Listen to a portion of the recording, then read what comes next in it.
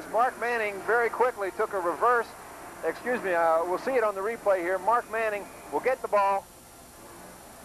Actually, on George, the pitch. That's David Baker. David Baker, I take it back. Belly But he option stepped play out of is bounds. for him. We're back to live action, and this time it's Harold Huggins picking up a couple of yards from Churchill Chargers.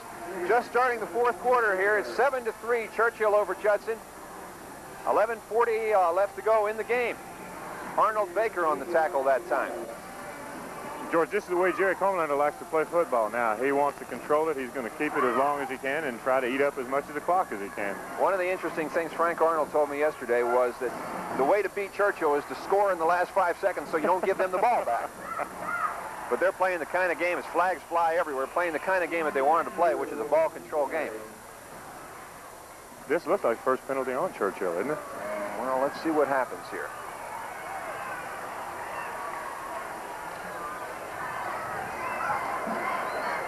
Ball is on the 43-yard line. 2nd down and 8 was the call when the flags went down. We'll see how they move that around. Illegal motion. Illegal Call of motion the Chargers. Replay coming up we here. can We'll pick see up that. where this violation occurred there. The left offensive guard for the Chargers taking off just a bit early. Doug Paschall. That's real good. You guys always call out the guards' names whenever they make a mistake. Nobody ever talks to them when they do something good. When they throw a great block, we don't mention them. This is McCampbell looking to pass, rolling right and running. Hit by 1 or 2 and then down. Ken McBynum on the stop for the Rockets, Once along again, with others. Very basic sprint out here. They're looking for Baker in the flat, or they're looking for the curl man downfield. While it can't get to him, good coverage by the Judson defense and good recovery after he breaks contain. So make it 3rd and 8 on the 43. 10 minutes and 28, 27, 26 seconds left to go in this ball game. The 5A Regional Championship. The state quarterfinals, if you like. McCampbell looking again. Rolling left this time. Being chased and brought down. Guess who it is? Arnold Baker. Arnold Baker is having some whale of a ball game for the Rockets. I don't know how many unassisted tackles he's had so far, but he is doing one heck of a job defensively for the Rockets. Ken McBynum joining in. You think they're expecting that sprint draw, the sprint out pass play now, Coach? Yes, I'm sure they are, but one way or the other, it's got to go. It's still Arnold Baker breaking off of the offensive guards and centers block. He's just so quick off the ball and so agile. McCampbell back to kick. Boy, they're Gets it coming. away, and it's a good one. Fair catch called for. H.A. Jones. Well, the wind certainly taking its effect on the punting game this afternoon and has enabled teams that have been in trouble a couple of times to get out of trouble simply because the punts have been so good. This is still an edge-of-your-seat ball game right now because the Judson Rockets, just like we've talked about all afternoon, any moment, any time, they can go. And I keep thinking it's going to happen. We haven't seen it yet. We haven't seen anyone from Judson really break off a big play, which has been their strong suit all year long. Churchill defense, of course, defense has been Churchill's strong suit all year long, too, so you got to give them some credit. Chris, it's J.J. Lewis in motion. Deere Lots looking. of pressure on Deere. Good pressure. And he's brought down by a couple of the Chargers. Marcus Bustamante in there again. Looks like Deere was looking for Eddie Nelson then, the tight end who was split out on the left side. Right, he had Nelson split out and also Alton Martin, excuse me. So he had a couple of receivers headed downfield, but they were well covered. They'll look for Lambert, and they'll look for Martin, and they'll look for Nelson. Anytime they can get him the football, that's going to be a big play. Ball is on the 22. It's 2nd and 10 with 9 minutes left in this ball game. Once again, we have an attendance of over 21,000 here at Alamo Stadium. And Churchill up 7-3. Give us to J.J. moving outside, breaks one tackle, and doesn't break 3 others. When they've got 3 guys coming at you and you're looking at the sideline, there's not much room to move. Mike Carew, right cornerback, in on the tackle. Along with Albert Here's the Zuniga. replay. The sprint draw again. J.J. breaks to the outside. He gets away from Heiser, but he can't get away from the rest of them, and you can see how fast they all recover and get around him. It's just like J.J. said something bad about him because they're after him. We talk about Judson's pursuit being so quick, but Churchill certainly hasn't looked slow today. They really have moved their feet well. 3rd and 7. Deere looking, and he's buried. Marcus Bustamante, the first man in there again, and Marcus having himself one whale of a ball game. So that's going to bring up 4th down. Judson's going to have to kick it away. 4th down and 9. 8 minutes left in the quarter in the game. Time running out on Judson, but as we said, they can be so explosive, they can break away and change the complexion of the game at any time. Judson still got a good opportunity. They've got a very young offensive line, and a lot of times Coach Parker has to take them over there and cool them down for a minute or two. Good punt.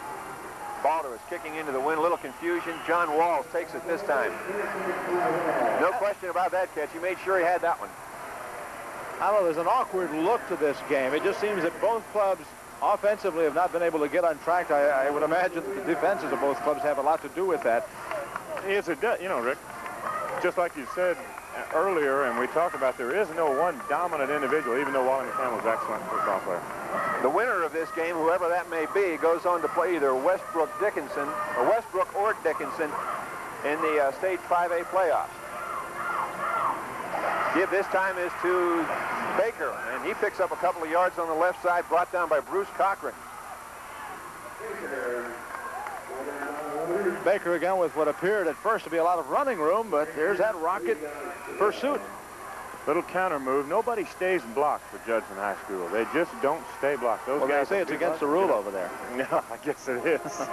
Pick up a 7 on the play. It's 2nd down and 3. Ball on the 47-yard line. McCampbell brings them up. Huggins this time finds some room up the middle. Breaks it for a good game brought down by Chris Judson-Churchill, the safety, and he was about the only one left. Someone would have had to catch him from behind after that. Didn't George, Rick, you notice they're using the pursuit against Judson now as they get him to overrun the football play, cut off the backside pursuit, and there's Harold cutting back toward the middle of the football field, and you're right, the safety man's the only man between him and the goal line. Well, you would imagine that the Churchill coaches up in the press box looking down had a lot to do with that play. Yes, they do. A lot of times they can see things that you can't see at all on the sideline. Here comes the safety blitz. Oh, we have a fumble on the play, and it appears Judson might be on top of it first. We'll have to take a closer look. McCampbell pointing in the direction Churchill is headed. And they're checking it out. Okay, who is it? It's Judson. You can tell. Danny Slater on the recovery. He's recovered 5 fumbles this season. He's got a nose for the ball. He really does. I don't know exactly how he got in there to get that football. Ball was on the 35-yard line. Churchill with some decent field position to work with. It's now on the 36.